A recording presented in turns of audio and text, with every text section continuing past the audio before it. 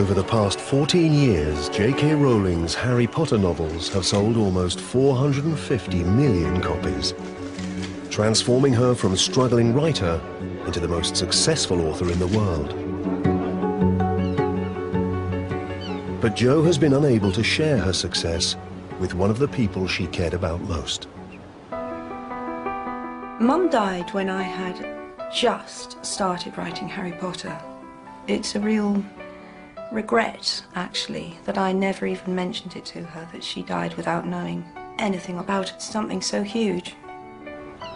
She knew I had literary ambitions, but she never knew that I'd had the idea of my life to date. My mother's maiden name was Anne Volant. She was a quarter French, and she was very interested in her French roots, but never had a chance to explore them. So the huge motivation in looking into my family history is my mother. It's very much bound up in that loss.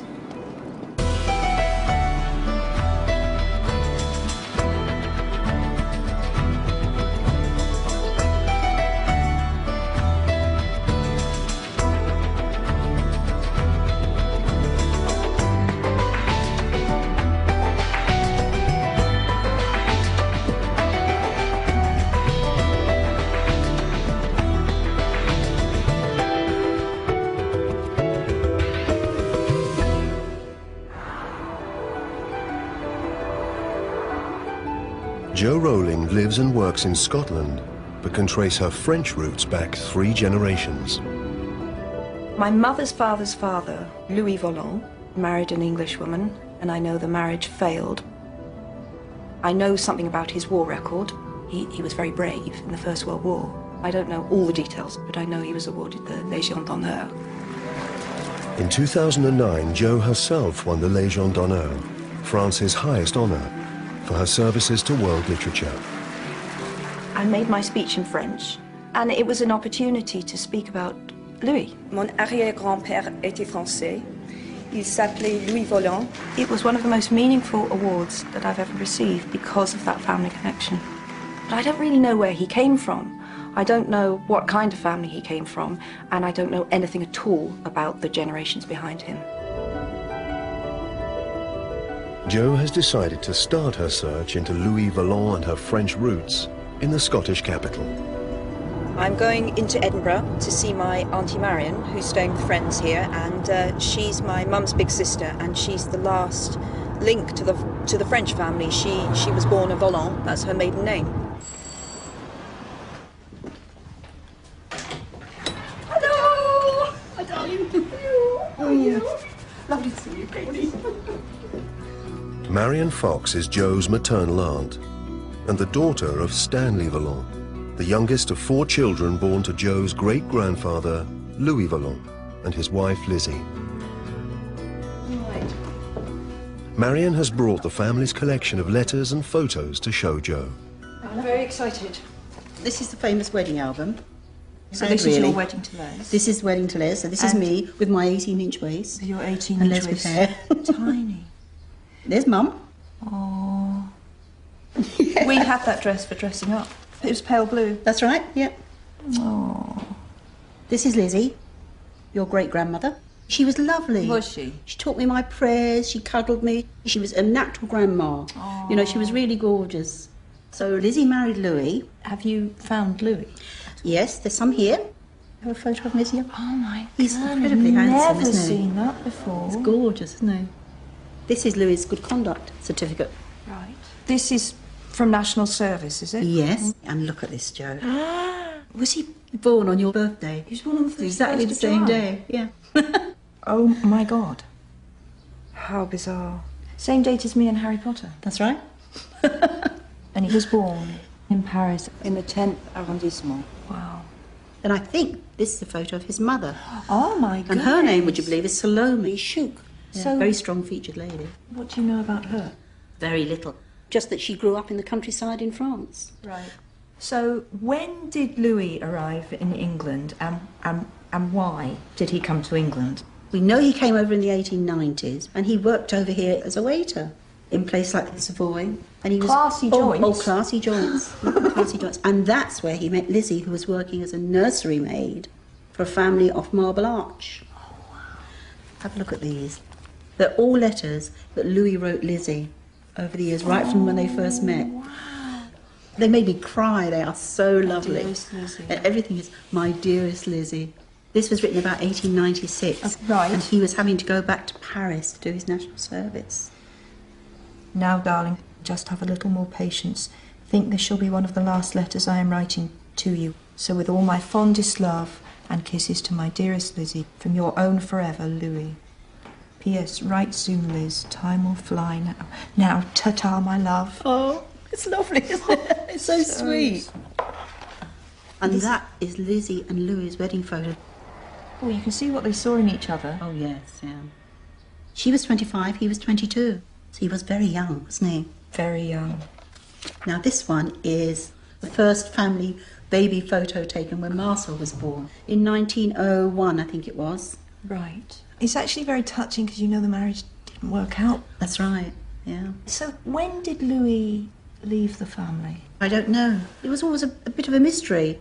Louis had gone back to France for some reason or other, and Lizzie wouldn't go over and join him. She wouldn't pack up everything and go to France. Right. So they split. After that, we haven't got any family photos. Yeah. But we've got this from the First World War. This Oh, is, my yeah, goodness. This is his identity card.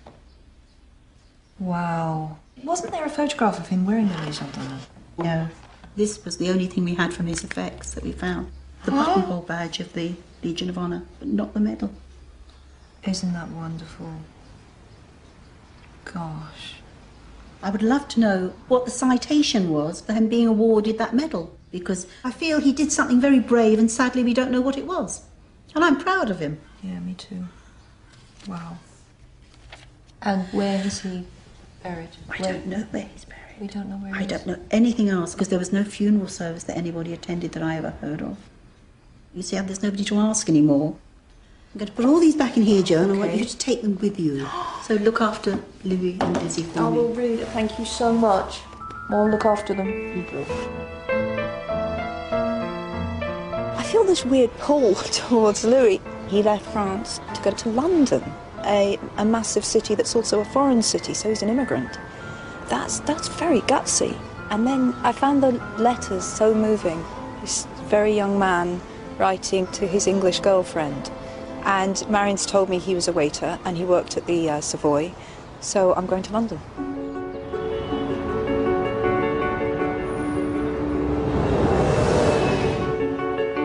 Joe's great-grandfather, Louis Vallon, arrived in London in the 1890s and worked in the city as a waiter, both before and after the First World War.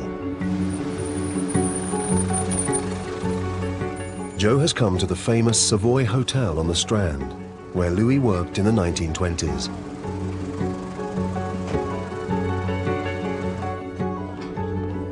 She's come to meet social historian Constance Bantman, who's been researching Louis's life in London. So we are here at the River Restaurant of the Savoy, which is where Louis worked between 1919 and 1927. And this is the restaurant in action. Wow. I love this. It's so 1920s. It's so glamorous. It was one of the best, if not the best restaurant in the whole world. Wow. And Louis was head wine waiter. He was head wine waiter? Yes. Oh, Louis. And he actually got an award for it, a French award called Chevalier du Mérite Agricole. You're joking. No, not at all. It's a very prestigious distinction. This was given to him in 1922. And here's his title in French. Chef du service des vins au Savoy Hotel à Londres. Fair play to him. For a working class Frenchman who's come to London, he's certainly risen in his profession. Absolutely, and we are extremely lucky in that the Savoy keep an archive of their former employees. And this is Louis' card. Louis' card. And the card contains his previous employment history. Louis' employment card reveals that to get to the Savoy, he had worked his way up through the ranks of his profession since his arrival in London in the 1890s. Political instability in France and cheaper cross-channel transport encouraged many young French men and women to seek work in the English capital. By the turn of the century, there were tens of thousands of poor French immigrants crammed into a part of Soho known as La Petite France. Many sought work in the city's flourishing restaurants. Louis's card records that he was taken on as a junior waiter by the fashionable Prince's restaurant in 1899. This is a Prince's restaurant. You can see very, very rich, very opulent surrounding. Wow. You can Where is this? This is just off Piccadilly. It was really? a very nice place run by French people. Would he have made more money here than he would have done in Paris, Yes, say? yes. Here, a French waiter had this immense cachet. So these kind of places were looking for Frenchmen. Exactly. Yeah. The Prince's restaurant was catering to the theatre crowd, so it closed at impossible hours, and this would have been a demanding job. Yeah. I've got this letter, and this is from, he's headed the Prince's restaurant. He's writing to his wife, Lizzie. She's gone back to her parents' house in Norfolk, and he says, "You asked me to try and come over next Sunday. Indeed, I believe you struck it unlucky, for we have a dinner of 60 Frenchmen, and they have got a licence. So it's no use thinking about it for a moment." So he couldn't see his wife because he had to work late. Yes, and that's obviously one of the striking features. It was a hard life. Yeah. Louis would have been working until 2 or 3, 6 days a week. Right. Yes, very, very difficult lifestyle. Yeah. And he earned probably about 40 shillings a month, which works out to be about £80 in contemporary terms. And he was supporting, by the time that letter was written, he was supporting a wife and child on that as well. Exactly. And we can imagine the strain. There was not much time for married life. If we look at the following census, in 1911, you see there. So we've got Lizzie is listed first as wife, and then that's been crossed out and put head, as in head of the family. So the marriage had already broken up in 1911. And Stanley, my grandfather, is only one. It makes me feel really tearful. And so he'd gone. And here he is. Louis Vallon. He's 33. He's still married, but they've separated. He's now living in 6 Upper James Street in one room. So sad.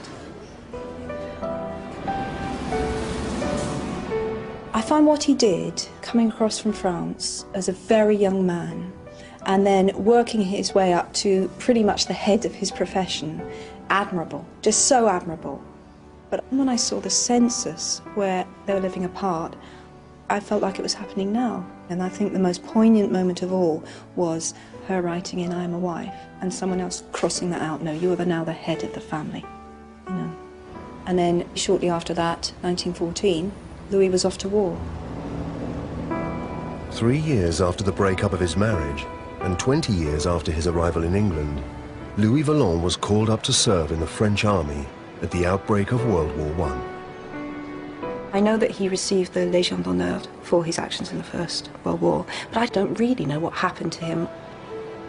Jo has decided to travel to Paris to discover how her great-grandfather became a war hero. Among the letters Marion gave her are some that Louis wrote to his estranged family during the war. Dear Lizzie and children, hope you're all getting on well. No change here for me. Still, it's all a case of luck.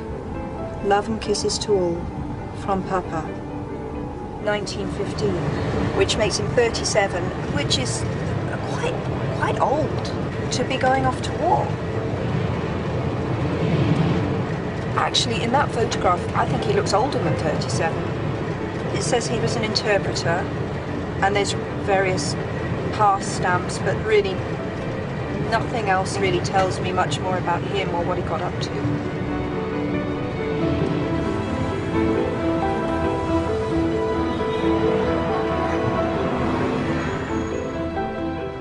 To see if she can find out why her great-grandfather was awarded the Légion d'honneur, Jo has come to the National Archives in Paris. The archives were established in 1808 and store the most important documents of the French state, including a record of every recipient of the Légion d'honneur, France's highest decoration. Claire Béchu is the deputy director of the archives. This is incredible.